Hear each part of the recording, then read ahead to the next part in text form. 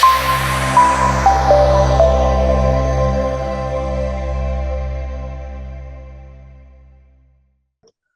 morning, good afternoon, and good evening, everyone, depending on where you're joining from. I see a large number of people joining in and more pouring in, so welcome. Let's get started with a very quick poll. Looking back at 2024, we are not far from end of the year now. How will you describe your growth? Was it on plan, faster, better, more than planned, or did it not go as planned, which typically we're talking about if it was lower than the desired plan? You can see the poll is live now, and we'll start to see some of the results pouring in. So looking at the results, I think it's a very evenly split response. There are about 50% who thought the growth was as planned, but then about a quarter who saw growth which was faster than planned, and about a quarter on the other side. Not very surprising, I would say. And a lot of reasons for that are some things that we will talk about today. So thanks for all your inputs, and laying out the agenda for today. We have divided the meeting or the session today into three key parts. So in the first part, we're going to talk about some of our convictions. What are our convictions? These are hardcore facts where we see very strong trend. We see a lot of data. We see a lot of activity in the market already. We want to acknowledge some of that. Then we move on to the second part where we cover some of our provocations. Provocations are reporting on some of the trends that we are starting to see very strongly in some pockets, but there is definitely an expectation or a need to do more of that. So we'll talk about some of that. And then not everything is backed up with a lot of data, however we will like, but there are some early trends of things around the horizon that we start to see. Those are the controversies we will talk about towards the end of the session. We will take questions towards the end of this panel.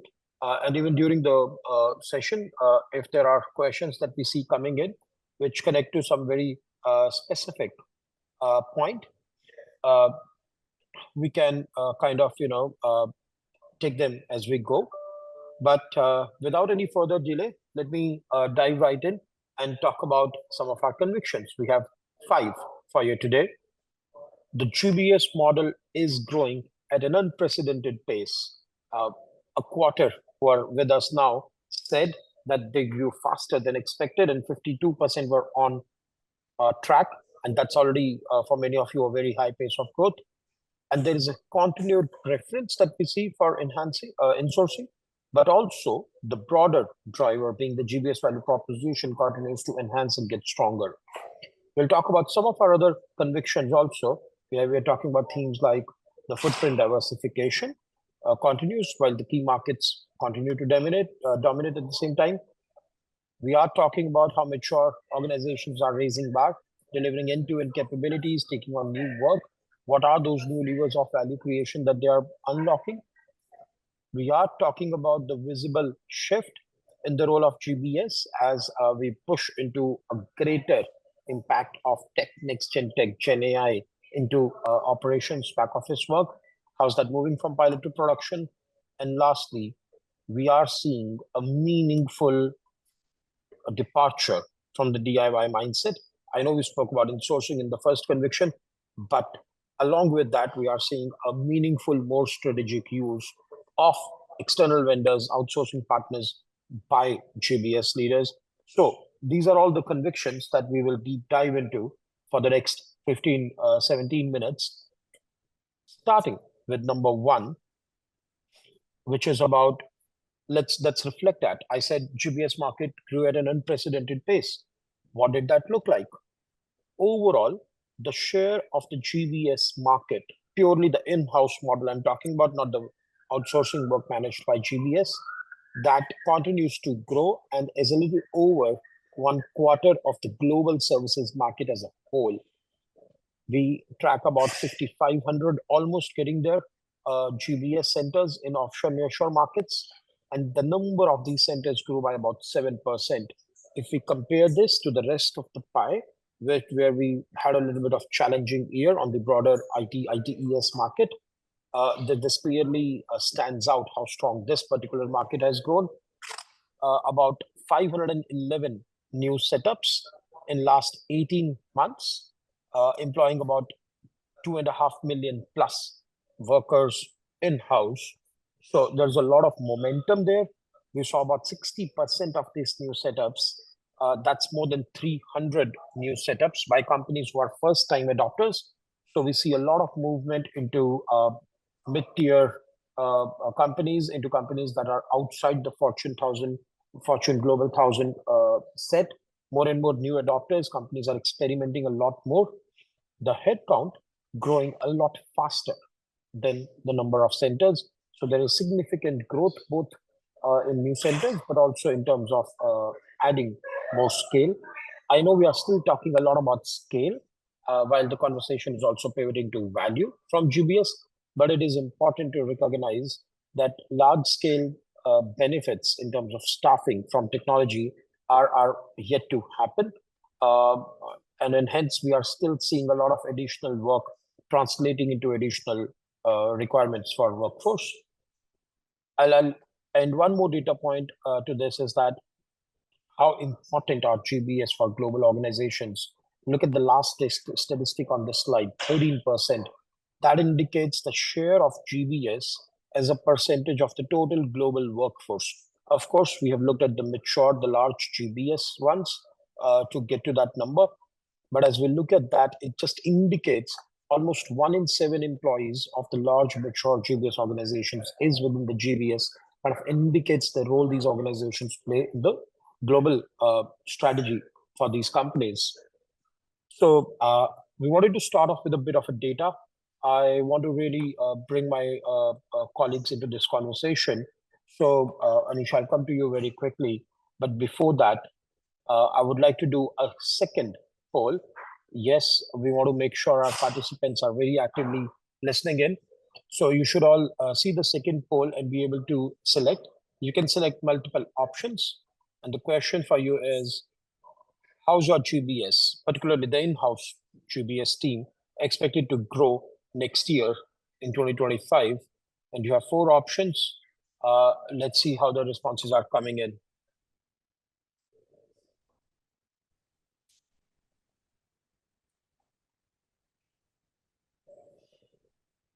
We'll give it a few more seconds.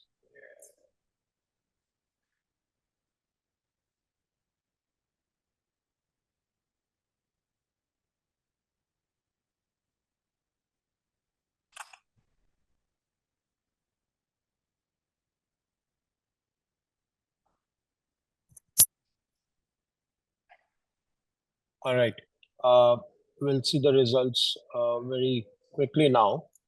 So looking at the results, 75% of you believe you will grow by building new capabilities. Not at all surprised, but important to recognize the option A.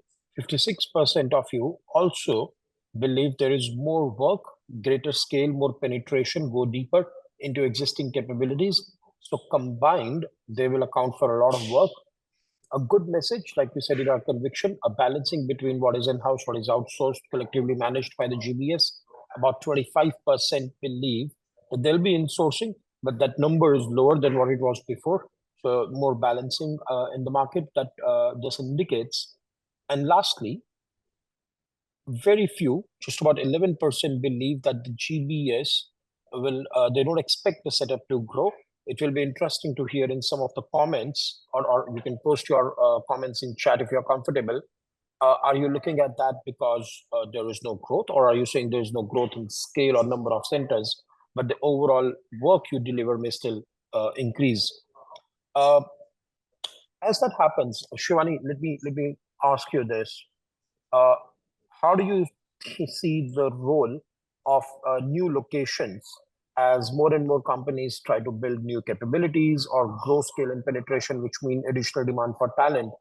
How do you see the talent landscape evolving and the role of new locations as companies think about a diversified portfolio? Rohit, this is actually one of the questions that we have been asked by a lot of our members and clients recently as well, as to which are the top locations that are witnessing growth. And our next conviction really answers the same question. So as we move to the next slide, we can see that at an overall level, the GBS model has expanded to over 80 plus countries. Can we please move to the next slide? Yeah. As we can see that the GBS model has expanded to more than 80 countries today, but the market is predominantly concentrated in three key locations, that is India, Philippines, and Poland. Now, these three locations collectively account for over 75% of the offshore nearshore GBS market today. And time to time, we have analyzed different locations. This time around, we have a comparative view of top 20 GBS locations. And as we can see that India and Philippines continue to dominate due to their large talent pool, their scalability, access to niche talent, and cost effectiveness. Poland also, on the other hand, serves as a critical regional hub for Europe, and it offers access to multilingual talent pool and proximity to key European markets today. Beyond these three, we also see a strong center setup activity in the established markets like Malaysia in APAC, Romania, Czech Republic, and Spain in Europe, and also Mexico in LATAM region. If we look at the last quadrant of this particular matrix, we can see that there are smaller markets that are gaining a lot of traction recently. For instance, smaller countries in the Central Eastern Europe, such as Latvia, Lithuania, Portugal, are increasingly being leveraged by companies to support the Western European market. If I were to talk about specifically about where the significant growth is coming from, we can see that India, Spain, Mexico, Portugal on this particular slide have stand out with the largest bubble size. Now, the bubble size on this particular slide indicates the year-on-year growth in terms of center setup activity. And we can see that all these three locations have witnessed high center setup activity in the last 2 years, with over 10% growth in terms of center setup activity. I would also like to highlight, especially Spain, that has witnessed over 20% year-on-year growth in terms of center setups. It is predominantly gaining a lot of traction and due to its prime location, and it's acting as a gateway to Europe and Latin America as well. Now, if we were to talk about the location diversification, right, companies are mitigating concentration risk by focusing on adopting a hub and spoke model today. They are strategically diversifying their delivery footprint. So it is not really a question of a one or two location, but a hub and spoke model that collectively spans across different locations. Now we have spoken about where these centers are actually present. If you look at the next slide, and that is where our next conviction stands out in terms of what are the areas where GBS organizations are strengthening and building their capabilities today. What we have seen is that mature GBS organizations are actually raising the bar for delivering end-to-end capabilities. They're taking on new value-add work, unlocking new levers of value creation. In this particular slide, we can also talk about, Rohit, the growth that you mentioned earlier is not just about the scale or geographic expansion per se, but it is also reflected in terms of the breadth of services offered by GBS organizations today. Over the last 2 to 3 years, we have seen that more than 60% of the GBS organizations have actually expanded their scope of services. While some of them have increased penetration in existing areas, others have built new capabilities. As we can see on the screen, there are some capabilities like FNA, IT ADM, ops that are fairly mature capabilities, but the focus is now actually shifting towards newer and new capabilities such as ESG, risk and compliance, and digital services. Even within digital, we have seen a lot of traction towards AI, ML, blockchain, cybersecurity. There are multiple examples of companies today who are actually building innovation labs, proof of concepts, and also building innovative solutions for their enterprises. Now, this further reflects to the fact that GBS organizations are not just merely expanding, but they're also diversifying their services portfolio to create more value for the enterprise. As we move to the next slide and look towards, the outlook for 2025, the question isn't just about, how or what value GBS is going to deliver, but it is also about how is it going to quantify and articulate the value delivered to the enterprise. Initially, we could see that the value was often centered around traditional levers such as cost savings, efficiency, alignment with the business, standardization, and so on and so forth. But if we look at the newer capabilities, we have seen that while the traditional ones are still important, most of the highly mature GBS organizations are actually able to deliver 2x sort of business impact for their parent organization by looking at additional levers of value creation. Now, what exactly are these value levers that are helping GBS organization to create this exemplary value for their enterprise? It is about focusing on additional, driving product and service innovation, creating competitive advantage for the company, improving talent management, and directly impacting customer experiences. Now, we've also seen GBS organizations are directly contributing to the enterprise top line growth today. And they're also focusing and acting as a global hub for niche and capabilities. Rohit, I know that you have been tracking this space for quite some time now, and I've also, worked on a value quantification framework. Just wanted to check with you, how do you think GBS organizations are really defining the value, and how is it helping them to overcome challenges that they are facing today? It's a very interesting question, Shivani. In fact, I remember this. The question keeps coming back, but it's not exactly a new question. So about a decade earlier, Everest Group partnered with NASCOM to create a GBS value quantification framework, which we have worked with and applied at many clients. And then even fast forward to most recently, our executive advisor Deborah Cops and I in Dallas at our conference Engage. Uh, Unveiled what we call a GBS value wheel, where we are connecting how GBS creates value and how it kind of adds up to the top CEO agenda. So definitely the levers that you have listed, they are all kind of very much applicable on the ground, and we are seeing many of these initiatives where GBS organizations are eventually helping create, push the top line, improve the bottom line, accelerate transformation, improve customer experience and employee experience. I would say let's kind of share that upcoming body of research which will be there. So anybody who's interested in this, please do let us know, and we'll kind of share that piece of research with you. But also, we do have a very detailed framework where we start identifying what is the impact that is being created on which levers, how much, how much of that is attributable to GBS. And once you start stacking all of these points up, it is possible to model it and report it. The idea of reporting is just to show how GBS is not just a cost center. The conversation has already moved much beyond that. And it's a value delivery org, but how much value can it deliver? What is the ROI? It sets the vision, it sets the ambition, and something that can be benchmarked over the years. So we have seen a lot of that.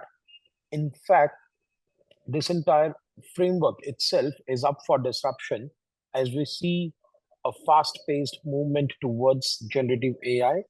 And I think there is still some runway for GBS organizations to prepare for that disruption, because a good Gen AI can only be implemented on top of a very clean process data ERP stack.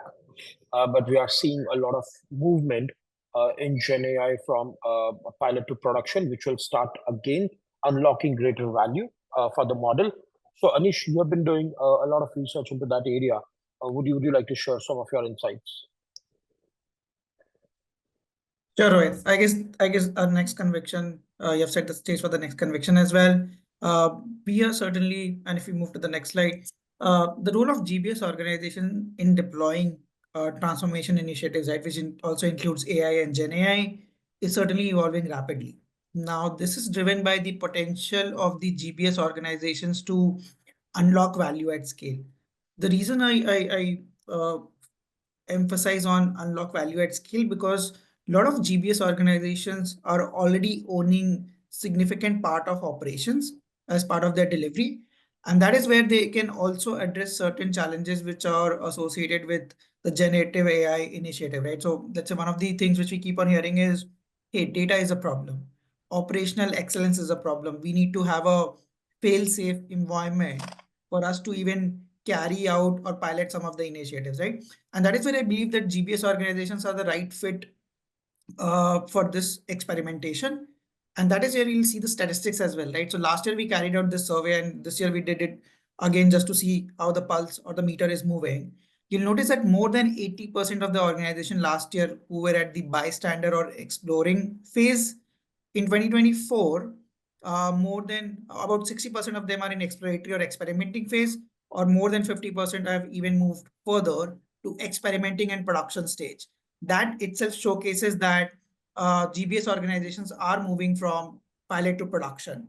Now, certainly there are varying roles of different GBS organizations. Some are acting as strategic partners, driving some of the innovation agendas as part of their broader alignment to the CXO agenda, and therein where they are ideating new ideas for AI-driven value creation. Some of them are experimentation hubs, wherein they are piloting these use cases, and some of them are also moving to become implementation leaders, wherein they are orchestrating enterprise-wide AI rollouts as well. So they have varying degrees right now, and that is where it's evolution journey for each of the GBS organizations to evolve and reach the ultimate stage, right?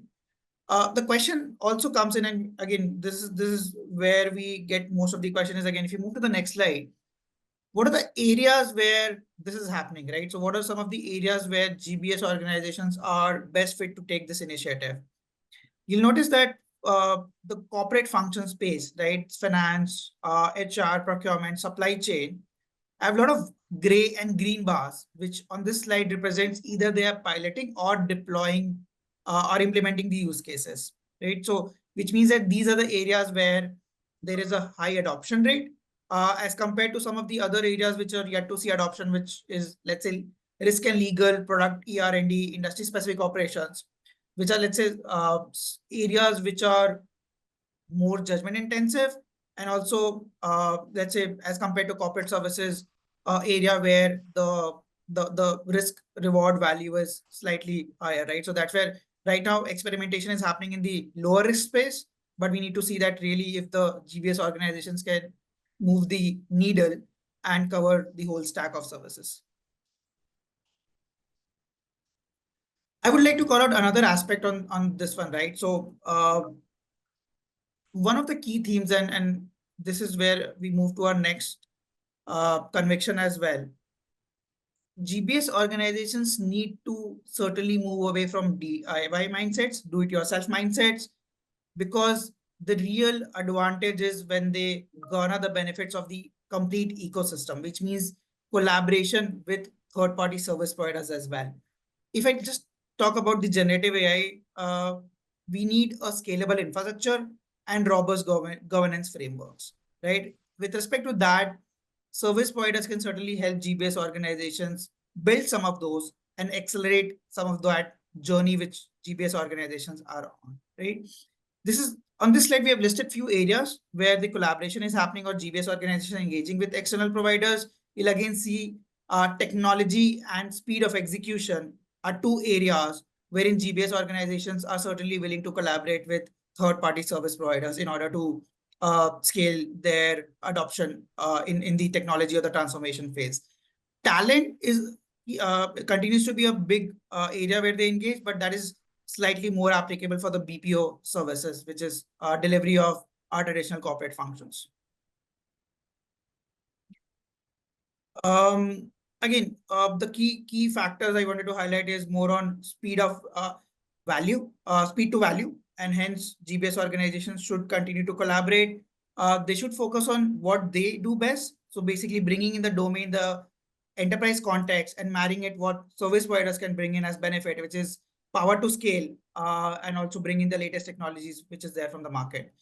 The underlying factor to look into this will be the trust and transparency. So it has to be a shared ownership model. It cannot be that service providers are trying to cut corners in order to just expand their margins, right? So it has to be a shared ownership model, and that is where the collaboration models are also evolving. So let's say we are moving from FT-based model to an outcome-based model, wherein there is more skin in the game from the service providers as well, in order to actually invest for the benefit of the deal and the overall enterprise as well. So I just wanted And to Anish, call that out. Yeah. yeah, I think just to make a remark on that, I think it goes both ways. So the GBS need to think about the role of providers more strategically, not just as staff augmentation or limited project support, a few people here and there. If you involve them more strategically, they have an opportunity to deliver more impact. And we've seen that already happen in many cases, whether it is across new capability building in new COEs and innovation hubs, whether it's about technology implementation, whether it's a lot about accelerating the transformation. So a lot of things that where there is not enough business case for GBS to themselves build, scale, retain a capability, that's where providers definitely have a case. But in entry into new locations, setting up of new centers. In fact, I saw a question in the chat where we are being asked if we have a view on which are the organizations that help you set up a GCC. Yes, we do. We have a dedicated research. In fact, those familiar with our research will see know what I mean. We have a peak metrics where we compare on a 2 by 2 the capabilities of these organizations. So we will put a link in the chat for reference as well. But a lot of that is happening, right? So moving on from here, right? Would like to do another poll. Those who know me know this. Those who are new, you're kind of finding out about my love about doing a lot of polls. But staying on this topic about using external providers, how do you think, are you using them strategically or not? So you have the question, you have some options here. We would just like to take stock of how this group is using uh, external partners to accelerate, progress.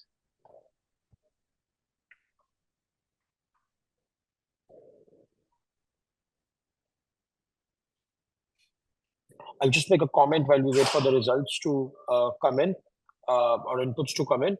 There are some questions that we are following in the Q&A window and the chat window. So if you're not answering your questions live, we will try and get to them towards the end of the webinar. So we know there are some questions, so just give us some time and we'll get to those questions as well.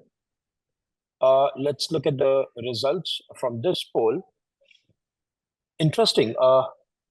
It's right. Option one has the greatest, votes. So about 40% roughly say we are significantly leveraging providers already, but 32% say that we are using them, but in a limited capacity. So something to consider there, because another 7% are wanting to kind of scale up, and then we have about 20% who either cannot comment on this or who are not planning to use them. So apart from those 20%, about 4 in 5 either are already using them or planning to scale them, or maybe reconsider how you are using them. So interesting interplay between the two sides of the same coin. And why we emphasize on this point is that as Everest Group, we cover the global sources industry as a whole. We see a fair bit of value in this collaboration and cross leverage of capabilities happening. I would also like to take this opportunity to extend an offer to all our attendees today, or rather all the enterprise attendee. So if you represent a GBS organization, or if you're an enterprise leader looking into your GBS organization, we have an offer for you. You can reach out to us. You will find our contact details on the next slide. And you can reach out to us and request for a complimentary one-on-one session to talk about the GBS market better, talk about your 2025 priorities, seek our reactions. We are willing to schedule a call. So you will see details in the chat on how can you request for it. They will also be included when you get the document after this session. So do make the best use of this offer. I see we are on halfway mark. So it's about time we pivot into the next section, which we call provocations. Again, Those who are familiar with our approach know what that means. We are now going to talk about some trends that we are seeing in some capacity or very strong capacity, but in some pockets. But we really think there is something there and that can scale. So, Shivani, why don't you talk to us about some of the key provocations that you see in the GBS market? Rohit, thanks. Rohit, the very first provocation that we see for 2025 for GBS organization is to increase their focus on experience management. We it is important for GBS organizations to now step up as the X factor in improving enterprise-wide service experience. What we often see across organizations today is the lack of common understanding of what experience means for a GBS construct. So essentially, we have seen, and as we see on the next slide, that there are three layers to experience today. Starting with improving employee experience within the GBS. Now, this is the foundation upon which the whole experience strategy is built on top of. Fairly critical in elevating the role of GBS. Key levers here are around stakeholder alignment, clarity on GBS value proposition, what are the type of activities that's being delivered out of GBS today, and how is it likely to impact the immediate customer. Now, moving on to the next layer, which is around how do organizations typically manage their internal customer experience. And for GBS, the internal customers could actually be the function or business unit heads that are residing in the headquarter or other entities within the enterprise. Now, the focus for this particular experience layer is beyond basic delivery. It's about expanding the scope of services, harmonizing the processes across the entire GBS network, and also ensuring smoothless handoffs. Again, the key lever over here is to understand what the enterprise really needs and also to accelerate the GBS evolution and growth within that construct. By nailing down one and two, companies can really move on to the third and the pinnacle layer, which is our end customer experience. Now, this is the strategic business impact that really focuses on how GBS can enable the entire end-to-end customer needs for the enterprise. What is fairly important to understand is that all these three layers, they do not work in silos, and they're actually layers that work on top of each other. So you really can't achieve the pinnacle level of end customer experience without nailing down employee experience as well as internal customer experience. Another interesting aspect that I would like to highlight is that a decade ago there were hardly any organizations that focused on experience management as a whole. What we see today is that a lot of organizations and GBS organizations in particular have dedicated teams for experience management. In fact, as part of one of our research, we can see that around 50% of the organizations today have either already created teams for managing experience, or they are creating center of excellence for managing service experience for the enterprise. Now, this really shifts, underscores that how GBS can truly be the X factor that enterprise needs to improve experience and end customer experience. Now we've seen, to deep dive into our next provocation, which also centers around employee experience, is that as organizations scale, can we please move to the next slide? Yeah. So as we see that GBS organizations are scaling, it is really important to understand the importance of talent management. Now, this is directly linked to the positioning of GBS as a whole brand. Now, enhancing your brand positioning is not only going to differentiate GBS from their peers, but also going to help them establish as an employer of choice. And recently, we do regular iterations of our top GBS employee research, wherein we analyzed over 380 plus leading GBS employers' brand perception across India, Philippines, and Poland. In this particular report, we covered multiple dimensions. We are also sharing the link in the chat box. So in case you would like to go through it, it would be a really interesting read in order to uncover the latest trends on GBS brand perception. For now, we are going to share three key takeaways from our analysis with the audience. We have seen that employer brand perception for GBS has declined since 2022, wherein some locations like India and Philippines have experienced a dip of 3%. Now, what is interesting is that not all regions are affected equally by this. Their average score of Philippines that we have seen over the last 3 years were around 12 to 15% higher than the average score that we saw for UK and Poland. Even for Poland, there was a 7% year-on-year increase in terms of the brand perception. Now, what we have seen is that these variations are often influenced by cultural nuances and how employees perceive experience, growth opportunities, and the workplace environment. Another key insight from our top employee report is around the volatility in the brand perception. We have seen that 2 out of 5 of the last year's top employees have actually dropped out of the top quadrant, underscoring, how fragile brand perception can really be. On the other side, we have also seen that 15 to 20% new organizations have to come in the top quadrant. So the really question that differentiate is around how you are maintaining a strong employer brand perception is around continuous investment, thoughtful interventions, and focusing on employee value proposition at the core. Now, what are leading organizations doing differently to maintain their brand perception? They're not just focusing on traditional levers today, but they're also focusing on modern levers of retention, such as cross-functional exposure and growth, L&D programs, flexible health and work benefits, expanded health coverage, gender-neutral policies, and so on and so forth. With this, Anish, I know that there is another key provocation that highlights how alignment with CXO is really important for GBS organizations today. So I would like to pass it over to you to, share more insights on that particular topic. Thanks, Shivani. So as you rightly mentioned, right, one of the key challenges which we keep on hearing is from GBS leaders is while everyone believes in the GBS model, adding value, but sometimes GBS finds it difficult to articulate, right? And there are a couple of reasons for that.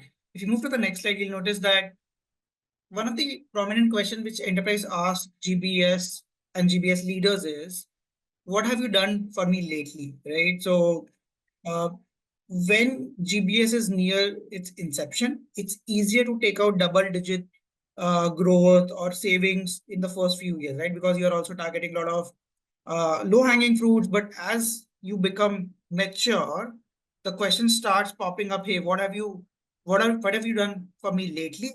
Are you adding the growth or the optimization for which we had established you as a model within the enterprise? So that becomes prominent, and that is where some of the power dynamics in terms of the ownership starts coming into picture.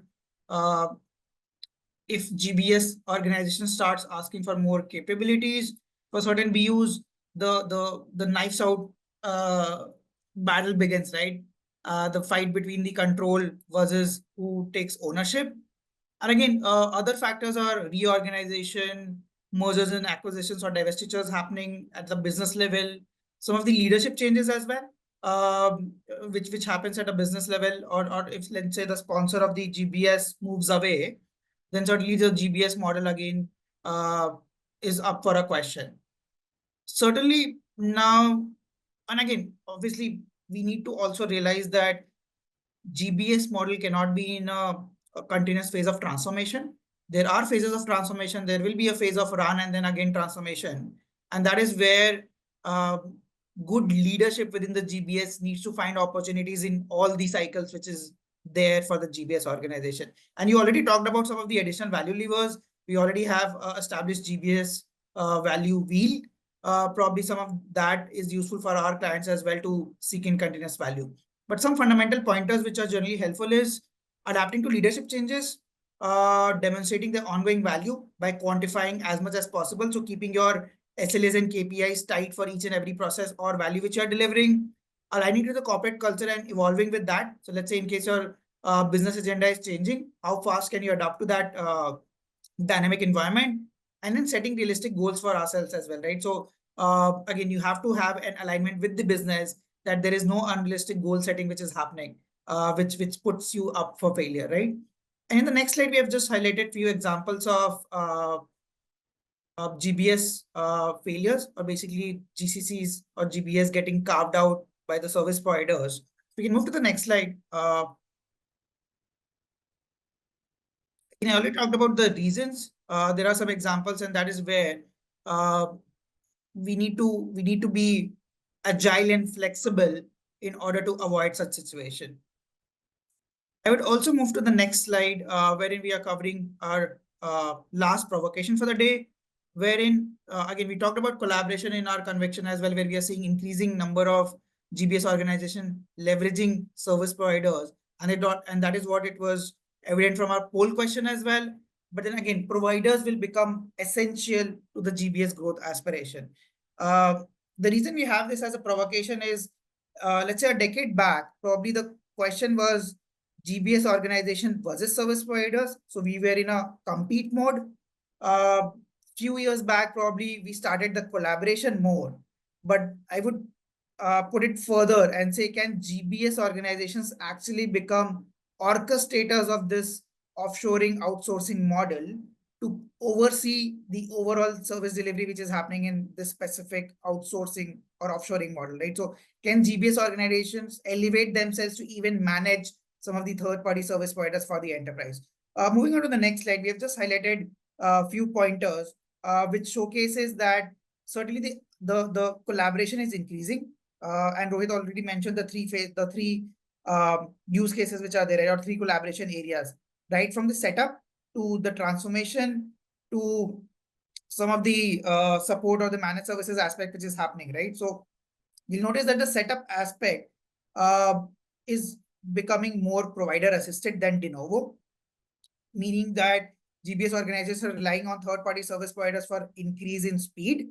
If we do a further breakup, we'll see that the assisted model and the BOT model, and specifically the BOT model, has grown a lot in the last 4 to 5 years, which again showcases that there are specialists in the market which can help you set up the legal entity and then hand it back to you to run your operations the way you want. And it's not, again, a versus model, but it's more of a collaboration. So accelerated speed to market, lower financial burden to the enterprise or to the GBS organization, and the expertise which the service providers can bring in can be really powerful in the collaboration model. Now, with this, I just wanted to open a poll to our audience. How do they see this? Sorry, actually, we ran the collaboration poll. Rohit, actually, I just wanted to check with you. Given that we have covered some of the convictions for today, establishing the fundamentals of the market and then things to watch out for our audience, but there are always few nuggets which are beyond the horizon. Do you want to share something with our audience today? Yeah, Anish, probably I should not have dropped my fourth poll so easily. Clearly, you were up for taking it, but you told me we had too many polls. But anyhow, jokes apart, I think you're right. While we see all of this happening in the market already, there are some emerging signals, some things that GBS organizations need to watch out for. So let's take a look at that, right? As we look at the key controversies, so Shivani presented some of the analysis from our top employer research, and there are some concerns about depleting employer brand perception, and how's that going to create a problem for companies' ability to not just hire but retain the top talent in the industry. This is a key concern. Even I was in Porto, Anish, just about 10 days ago at the ABSL Europe Forum. And while it spoke about how Europe is at the crossroads, of course, the conversation on Europe is not isolated from the broader global services market. So very quickly, we were talking about the broader global services market. And Tiger, who most people know from his impact that he has had at building and scaling Genpact, said something that really touched a nerve with me. He said, the entire industry started with the talent model conversation. And every time we are at a crossroad, we are actually at a talent question. It comes back to a talent question. So even now, with everything that's happening as we look forward, impact of technology, geopolitics, need to create more value, need to find new talent models. Eventually, all of it is about having the right talent. So is depleting employer brand perception of GBS a bigger concern than anticipated? For sure, something to be investigated. How will that impact the stability and value of the model? Second, how can GBS organizations improve their ability to deal with external disruptions? If we look back a few years, in COVID, we saw about 15% plus growth coming out of COVID. We saw GBS organizations answer a lot of naysayers during that time. The reason was they showed, they kind of, proved how stable the model was. Can they stand the test of time as all these other disruptions happen? Something that they need to watch out for. Third, are they equipped in terms of technology, leadership, budget? What else do they need to deliver the transformation that is desired from them? We talk a lot about technology transformation, but how many GBS actually have a complete people process technology end-to-end stack? How many of them can change that? How many of them are investing in each of those areas? So some of that becomes really important. All of this means the role of GBS leader is changing a lot. And the expectation from GBS is changing a lot. So how can the GBS leaders and the enterprise leaders who work with GBS realign on where this model stands, what the value perception is, what the expectations are? That's kind of very important. And what worked before will not work with same efficiency because the expectations are changing, the landscape is changing. So how can the operating model keep up? In fact, we are right now consolidating our analysis from a very, very critical research on GBS architectures, where we studied the operating and org model of about 60 plus leading global organizations and then how their GBS operates. So that's something that my colleagues Deborah Kops and Bharat work on. And that analysis will be coming out in the next month or so. So watch out for that. Do drop us a note in case that is of particular interest to you. With that, we are now getting into the last 10 minutes of the webinar.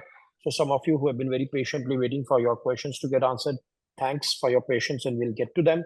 But a couple of important announcements. At Everest Group, we continuously strive to expand the value we deliver and connect our clients to our analysts, to each other a lot more.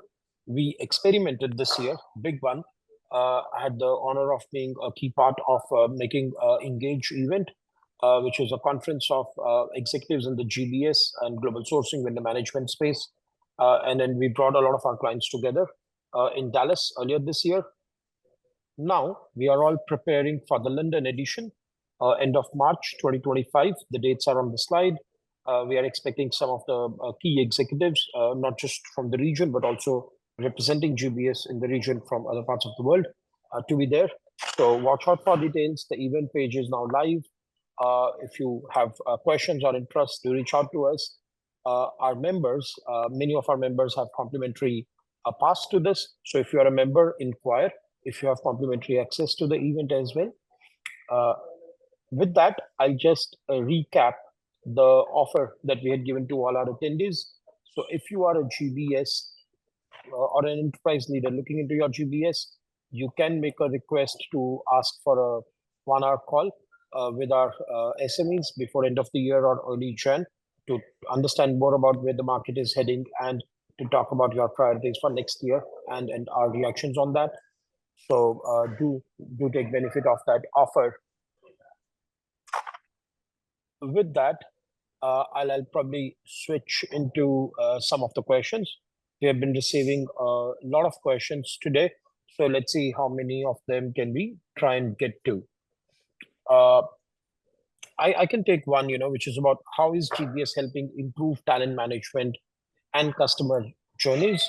For sure, we have a lot of details on this. Of course, we can't share everything in the time we have on the call today, but we will share a link to the report we recently published, which has a bunch of case studies going back to that top employer research that Shivani was talking about. So the most recent of our reports published end of October actually covers case studies on many of these leading companies. A lot of these case studies tell you which company did what to improve their talent management practices. And some of them, in fact, all of them covered in the case studies are top employers. So that hopefully should help. Connecting a couple of questions on customer journeys, employee experience. We support a lot of industry initiatives. One of them is the NASCOM, GCC conclave in India and in the awards. So we published a report covering case studies of companies and how they help improve the customer experience, employee experience as well. So we'll paste a link to that report as well in the chat. For people interested in those topics, do look into that. But Anish, let me ask you this. If you have to talk about a couple of examples that come to mind where you think something really particular was done in talent management or customer experience, employee experience management space, what would be a couple of good examples that you would want to share with our attendees on the call today? Of course, I encourage everybody to go through the reports that I referenced. But Anish, a couple of examples that you would like to share today? Sure. One of the prominent examples, right? I mean, apart, and I will talk about beyond compensation. So compensation is something which is more market driven, and then the policies of each company can vary, right? One of the leading factors after compensation is career growth, and that is where I believe companies can play a bigger role. One of the practices which in my view is the best in class practice is developing a detailed skills taxonomy, and based on those skills taxonomy, mapping your employees against that and your JDs against that, job descriptions, so that employees have a clear indication on what they need to learn and grow to reach to the next level, which will also boost the employee profile of the firm, and hence correlate to the future skills or the future needs of the organization. So I would say that that will be one on career progression. The second one would be on employee well-being. Specifically after post-COVID, we are seeing that more and more companies are focusing on health and well-being benefits. So certainly that remains a focus area for any resource category, right? Whether it's Gen Z, whether it's millennials, whether it's any senior to mid, senior, junior, or mid employees, mid-level employees. I believe health and well-being are benefits which will go a long way. Got it. Thanks, Anish. I couldn't go off mute for a minute there. That's very helpful. And again, I encourage you to read the report, our attendees to read the report as well. Shivani, I'm combining a couple of questions in the interest of time. We have a lot of interest in questions on specific examples of application of Gen AI in finance and accounting, but more generally also in GBS. So can you share a couple of examples where you see progress from pilot to production this year? Or if you can recommend any research that we have off the shelf that some of our attendees can look into. So Rohit, Gen AI has been one topic that has been on top of mind of everyone, and so we do have a lot of published content on this topic. But before that, if I were to talk about some of the most common examples of use cases in F&A, they are around anomaly detection, creating generation of invoices, financial reports, executive summaries, knowledge management, algorithm trading, reconciliations, risk assessment. So these are some of the use cases that come to top of my mind in terms of F&A. In addition to this, we have also shared two report links. One is around the Gen AI and GBS report that we have recently published, which captures the survey of 160 plus GBS organization and how they are adopting Gen AI. In addition to this, we are sharing another report which is focused on F&A and F&A and Gen AI. Great, thanks a lot, Shani. Very, very helpful. Again, as our everyone joining in today can see, we have very deep, dedicated research on many different topics. So do take a moment to go to our reports portal. Just it's very intuitive. Just put in your inquiry. It will pop up and tell you, show you the report that is relevant. If not, just send a question to us. We'll help you with that. And if you are members, you can access a lot of that research already. Time for one last question. And the questions that we are not able to get to today, we will follow up with you separately, or feel free to reach out to us. One last question today is what is the price differential between GCC and service provider offshore centers? Now, this is a tricky one. So I'll take it, but I'm not going to avoid that question. But I'll answer this with a little bit of context, right? Traditionally, if you compare pure cost to cost, that is the cost of FTE, the salary, the overheads, the real estate, etc., the cost of delivery, then service providers, by way of their scale, their talent model optimization, etc., they have optimized the costs more, and GBS organizations have traditionally operated at a higher level. However, over the years, as many of the GBS have scaled, many of them have been able to compete on a cost-to-cost basis as well. However, the conversation changes when you start looking at the price, which is what the company pays, because while GBS is adding some of the, it is cost plus basis or adding some of the overheads, a provider, by way of their nature of business, has to add some of the other margins, sales, other expenses as well. So the numbers start to kind of become closer or vary differently. However, the question that needs to be asked, especially when it comes to looking at GCC cost or price, is not what is the exact cost you pay, but what is the value you get. And I would argue that the same question should be compared on the other side, is that in terms of ROI, which model compares? And going back to what Anish was saying earlier, it is not about picking one over the other.